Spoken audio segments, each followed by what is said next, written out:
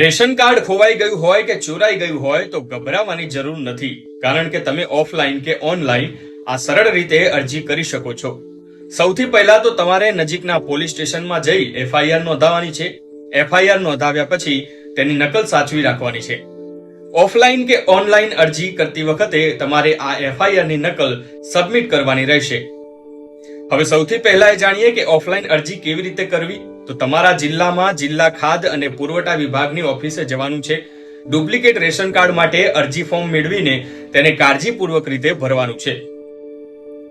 ત્યારબાદ પોલીસ તરફથી મળેલી એફઆઈઆર ની નકલ, પરિવારના સભ્યોના ફોટા, તમારું આધાર કાર્ડ અને અન્ય જરૂરી દસ્તાવેજો અરજી સાથે સબમિટ કરવાના છે. કાગળ જમા કરાવ્યા પછી તમારી અરજી સ્વીકારવામાં આવે છે.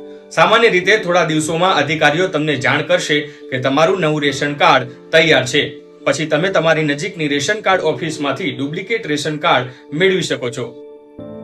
હવે જાણીએ કે ઓનલાઈન અરજી કેવી રીતે કરવી. તો ઘણા રાજ્યોમાં ડુપ્લિકેટ રેશન કાર્ડ માટે ઓનલાઈન પોર્ટલ ઉપલબ્ધ છે. કેટલીક જગ્યાએ આ સુવિધા ઉપલબ્ધ ના પણ હોઈ શકે, પણ જ્યાં ઉપલબ્ધ છે ત્યાં તમારા રાજ્યના ખાદ્ય અને પુરવઠા વિભાગની સત્તાવાર વેબસાઇટ ઓપન કરી લેવાની છે.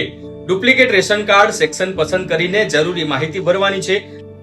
એફઆઈઆર, આધાર કાર્ડ અને પરિવારની માહિતી સહિત જરૂરી દસ્તાવેજોની સ્કેન કરેલી નકલ હોય એ અપલોડ કરવાની છે. અરજી સબમિટ કર્યા પછી તેનું સ્ટેટસ તમે ઓનલાઈન ટ્રેક કરી શકો છો.